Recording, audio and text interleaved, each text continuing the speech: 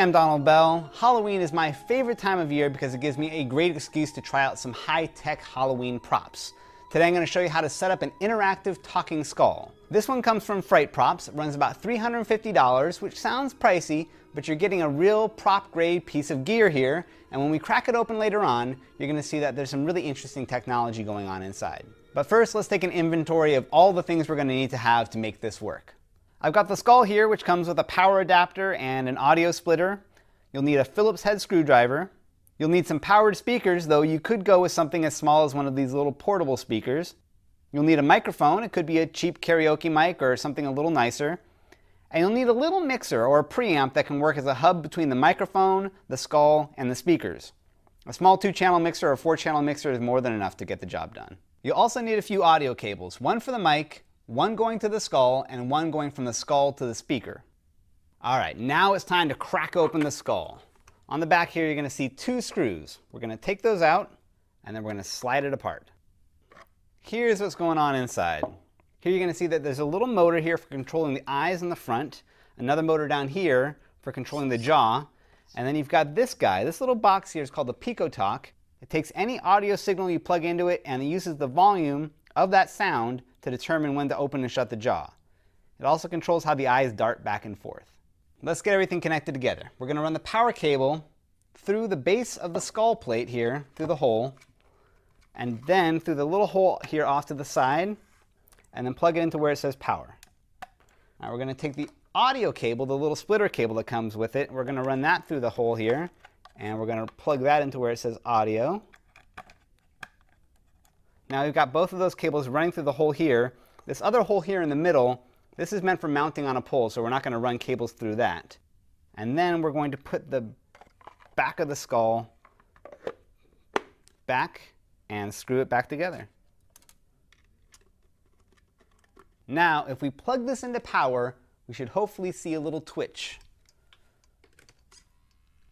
It's alive! Next, we're going to feed some audio into this thing and get the jaw working. I've got my mixer here, I've got a microphone plugged into a channel here on the mixer, and the main volume's turned all the way up. And while I'm talking here, I can see that the volume meter is responding. Now, to get audio from the mixer to the skull, I'm going to run a cable from the output of the mixer into any one of the 2 inputs here from the splitter cable.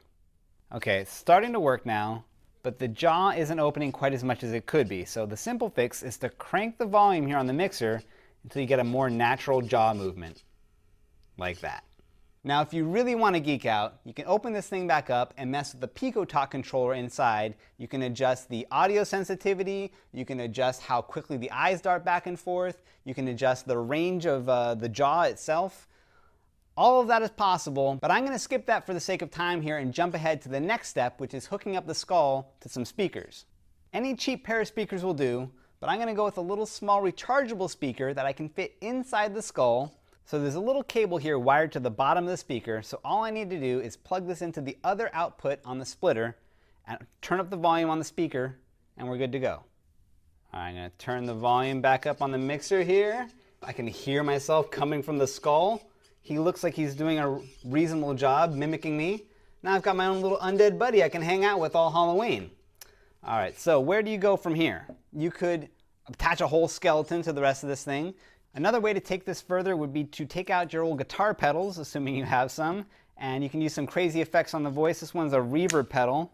Plug it in, and then you can get some extra spooky echo Halloween sounds. Ha ha ha!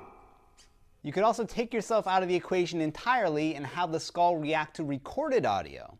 Over on CNET How To, I have a video tutorial on how to turn your computer keyboard into an interactive soundboard. I also have an advanced one on programming your own Halloween sound and light show using a prop controller called a keybanger.